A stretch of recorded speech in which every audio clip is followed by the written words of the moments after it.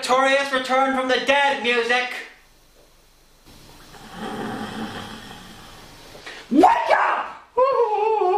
You forgot my victorious return from the dead resurrection music! Oh, sorry, Mister. It's been a while and I kind of fell asleep. We'll do it again! Oh.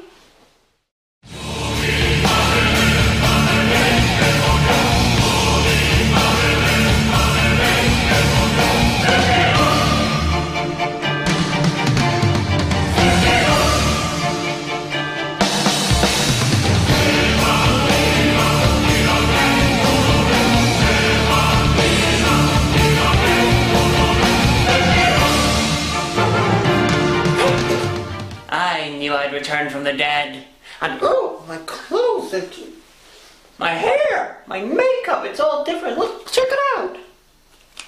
Wow, Jesus never got that perk. Excellent. And HD? I'm an HD now. Being dead rocks. How long did it take? 3 days? More?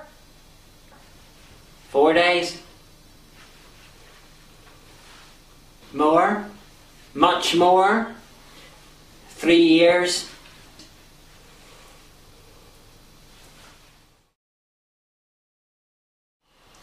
$22.75 days.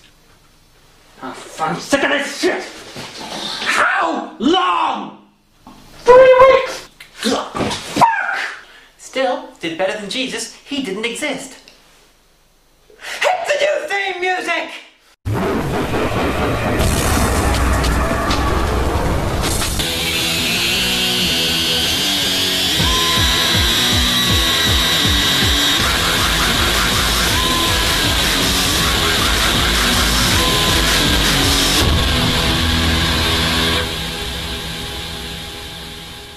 Wow, that's awesome.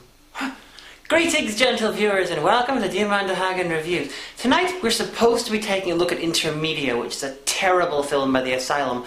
But because I am now God, I have decided that what is contained inside this DVD is actually 90 minutes of Alison Hannigan servicing each and every woman I find attractive, in order of attractiveness. Now, Teddy, hold this.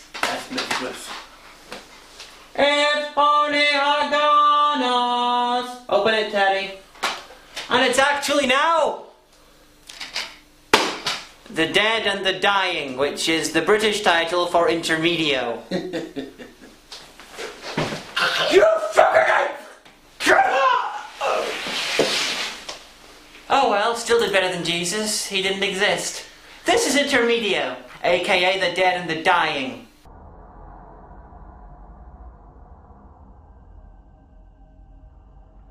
Now, this review is going to hurt me, not because the film is shit, even though its shitness is well worth avoiding it for. It's going to hurt me because of the cast, one in particular.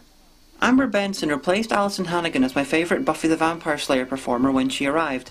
I've met her in person and I own an autographed copy of her directorial debut film, Chance. Amber's an awesome actor, writer, director, singer, and she's a lovely person to boot. But she's also in this film. I'm sorry, Amber, I really am, but you've got to be punished like the rest of them. We open on quite a lot of yellow shots. Seriously, it looks like we drank a litre of gold paint and pissed on the negative. Condor! Sky! Well, that's a good start. A chicken's neck gets snapped by a Mexican stereotype. In the car, we have 2 irritating children who can't act, and their dads, who also can't act. The dads are going to meet up with the Mexican stereotype for the purposes of getting into the tunnel that'll take them over the border to Mexico. Also, this is supposed to be the 1980s. Anyone there look like they're from the 1980s? Nope. Moving on. The chicken begins to bleed, the Mexican gets paid a hell of a lot of cash, and we get a shot of what's sure to be Chekhov's handkerchief. And according to this gay handkerchief code that I found on the internet, light blue in his left pocket means that he wants to receive oral sex, which is probably true. Well, there goes a perfectly good joke. The guys are going to buy some drugs. Considering that they just gave the guy thousands of dollars to use his tunnel, I'm wondering how they're going to bring back the amount of drugs they would need to make this trip worthwhile. And yes, they're leaving those kids in a boiling car, in a desert, alone. So an old man, played by Steve Railsback, turns up and pours blood from a vial, which turns into bad CGI and kills the men, somehow. And then we see the real terror of this film. The people that brought us Snakes on a Train, Transmorphers, Nightmare Hostel, Alien vs. Hunter, and it's not even based on an actual film. So there's absolutely no good ideas on display here.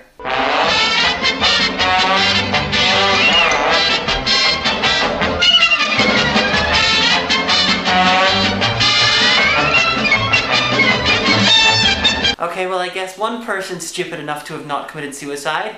Let's go.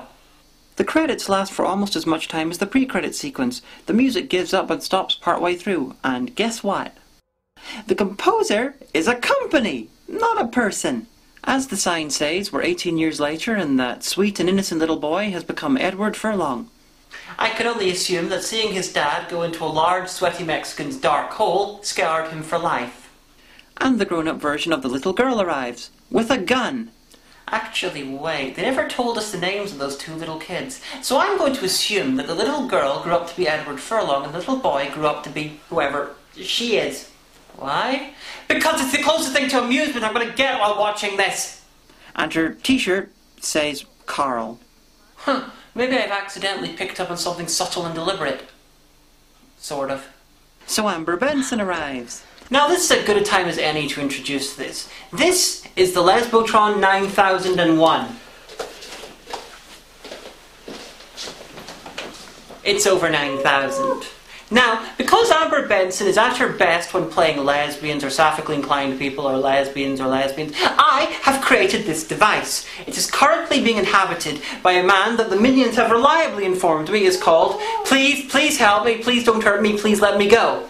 Now, for every 10 minutes of the film that Amber Benson doesn't do anything lesbian-y, he will feel pain. If she does anything lesbian-y, he can go free. If she doesn't, he will eventually die. Maybe not today, but he will eventually die. Now, movie. Amber, let's see what you got. Hey, babe.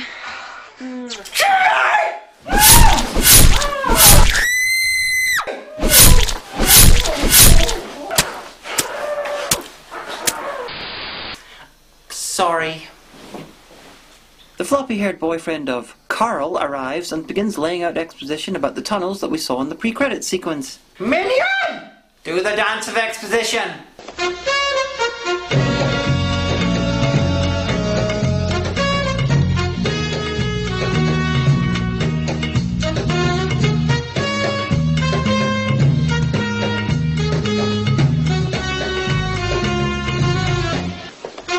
Minion! No longer do the dance of exposition.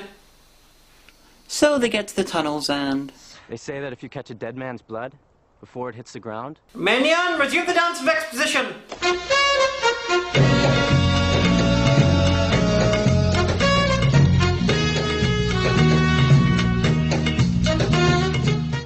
So they go into the tunnel and the Mexican... Dude, your knife is bleeding. So in the tunnel, someone finally gets around to mentioning that this is meant to be the fabled home of the El Intermedios, pissed off ghosts who kill anyone who invades their space. The only one worried by this is Amber Benson. Even though she's not one of the half of the cast whose dads vanished down there without a fucking trace. The floppy-haired ass tries to get some from Carl, his brunette female love goddess. Because tunnels are so romantic. And they walk, and walk, and walk, and walk. Oh hey, sunlight! Behind them. And walk, and walk, and walk. I swear they keep reusing the same bits of tunnel over and over and over again. Amber Benson gets lost and finds a boiling pool of water.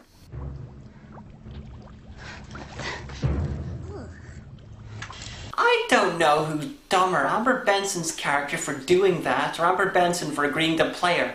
After you begin wondering how this could all be made even longer, they all manage to meet up with the Mexican drug dealers.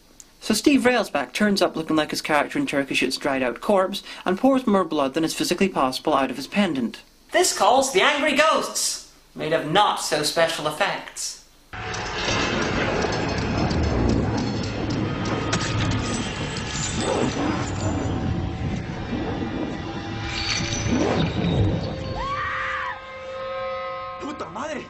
The quartet and the surviving Mexican run off, and the Mexican decides that the ghosts and whatnot that happened was clearly an ambush by Americans who didn't want to pay for their drugs. He's dumb like that. Given the seriousness of the situation, they talk about what they should do. I cannot stay here anymore. I'm getting out of here. No, we cannot leave. Linda's ankle won't make it, I fear. I cannot stay. I killed my lay. I must go now. You can't go now. I must. You can't. I must. You can't. Bitches out for blood. I can't take this anymore. So yeah, the Yanks have decided to split up.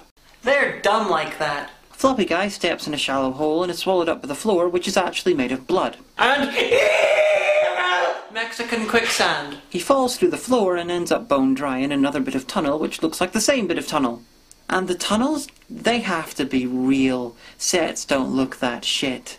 Apparently, the evil Mexican quicksand teleported him near the entrance because within minutes he finds it, but unfortunately the dead Mexican stereotype killed by Steve Railsback is lying on the trapdoor and stops him getting out. Why the hell did Steve Railsback wait until now to kill this guy? He's been letting people down there for 20 or 30 years. And how the hell did Steve Railsback get down there after he killed him? He's left the guy's body on top of the trapdoor. And we're back with the walking, arguing, walking. You are far more interesting than Intermedio. Yes, you are. You open doors. Yes, you do.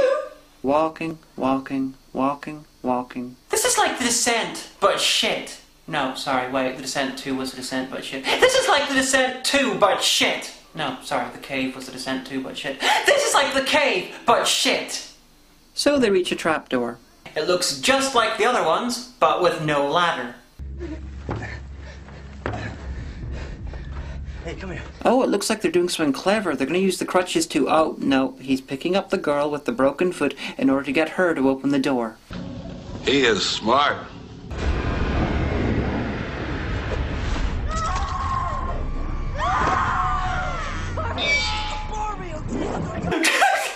That is so going to end up in my starting one of these days. The ghost seems to be a cross between a crappy glow-in-the-dark skeleton suit and a Tron outfit. The crap CGI! The fact that the ground moves while Amber writhes in pain. It's just... It's a screw, Delvic! It's a post-necro! It's positively intercrafting in its intercontrafabularities! What? If the filmmakers don't give a shit, why should I? Obviously I'm sad that Amber Benson's dead. Actually, I'm not sorry, Amber Benson. You were in this film. This shit film. You didn't even make out with a girl. You didn't do anything lesbonic. You did nothing for me, Amber Benson. And for this once, I am not sorry that you're fucking dead.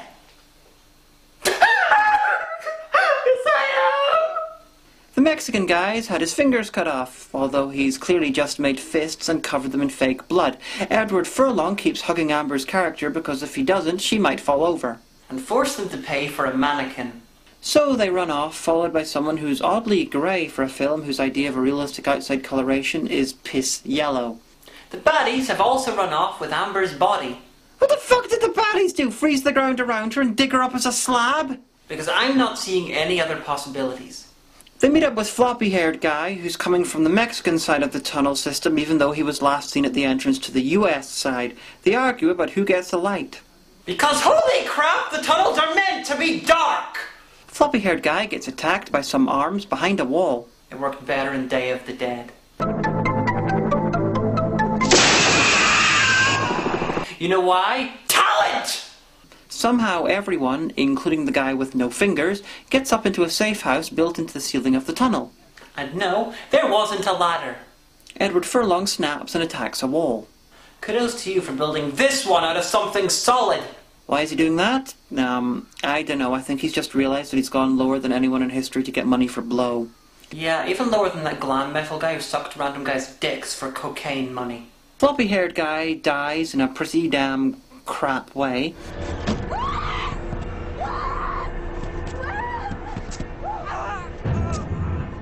Texas Chainsaw, it is not.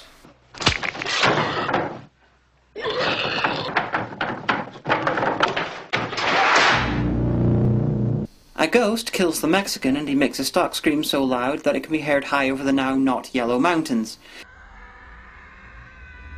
and yet Edward Furlong and Carl in the next room don't hear it. So even though we saw him get an axe in his back and we heard him get stabbed a fuckload of times, floppy-haired ass is back. He confesses he saw Carl and Edward Furlong's dads go into the pit and didn't help them, which would be shocking if he wasn't a child at the time and therefore did nothing wrong, and if, oh yes, anyone gave a shit! He also says that he knew about the ghosts and the other people who had died, and he brought them there anyway, because the script said so. And then he dies. Again.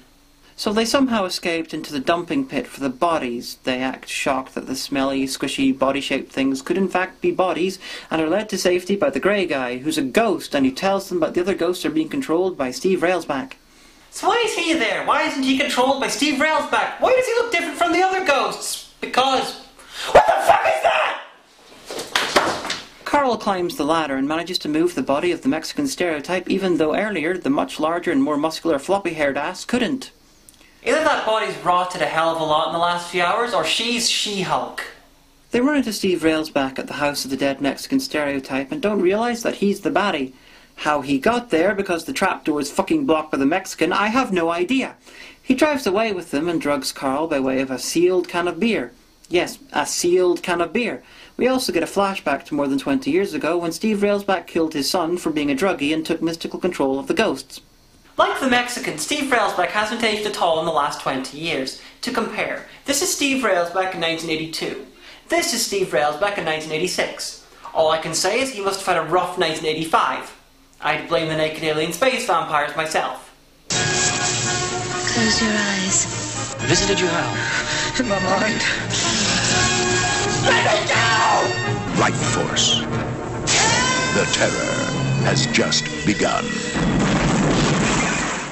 So Steve Railsback is killing people because he killed his son for being a drug addict. You know, the sad thing is that this is not the stupidest reason I've ever seen anyone give for killing. At least he's not a superpowered zombie as well. So Railsback takes them to the dead body pile and just leaves them to die. Well, that's too obvious to mock. The ghost of Railsback's son saves them again, and Railsback fights a 20-year-old she-male. Well, over the years in all of his C and D and E-list movies, he's fought pretty much everything else. Why Railsback's son didn't help anyone else in the last 20 years, I have no idea. The pendant gets destroyed and Railsback is CGI'd to death. Because ghosts that have against their will been forced to kill people will get revenge on the person who turned them into murderers by eviscerating him. So everything is now happy. Edward Furlong and Carl's friends are dead. They have to talk to the police about the dozens and dozens of bodies littering the tunnels and get into trouble for transporting drugs. And even though they've never been romantically attached and have both lost their partners, they still find time to have an off-screen fuck before they go. And given that I've decided that they're both transsexuals who haven't had the operation, I can only assume that the off-screen sex was much more interesting than the rest of the film. Why else would the ghost be watching? This film is a masterful mix of the stupid and the boring. I choose to believe it's deliberate because my death list doesn't need to be made any longer. It's bad, bad, bad. It's Children of the Living Dead level incompetence. Sure, it's pretty unique, but sometimes things aren't done because they're stupid ideas. There are only two positive things in this film. One is the casting of Edward Furlong, Steve Railsback and Amber Benson, who are all great actors. And two was having the two main characters swap sex during the credits. And I made that up!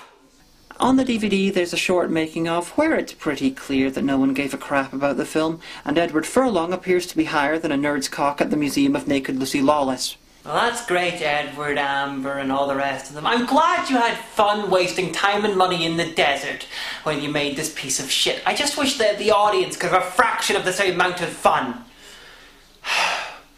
I've watched this film 3 times. Internet, what do you say to that?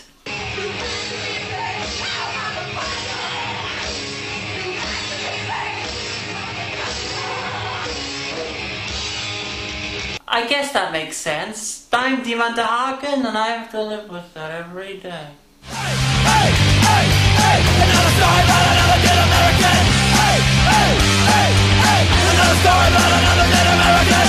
Hey, hey, hey, hey, another story about another dead American.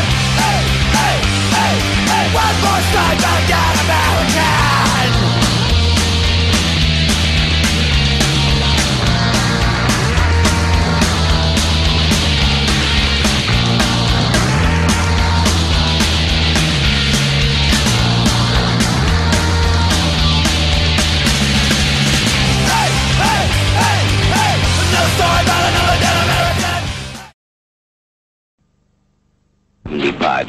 army of Watts was organized to rid the community of drugs, prostitution, and crime. The project was a total wipeout.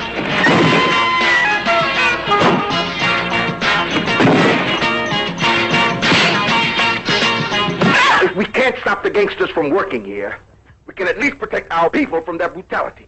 Protection is one thing, but an all-out war is something else. Oh, come on Look, now. I know you, Koja. I only want them for protection.